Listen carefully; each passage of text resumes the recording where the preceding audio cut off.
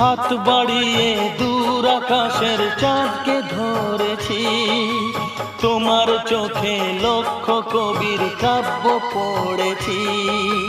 কেন তোমায় ভুলতে পারি না, অদেখা বাঁধন খুলতে পারি না, জ্বলে পুড়ে মরেও এ মন যে শান্তি পায়।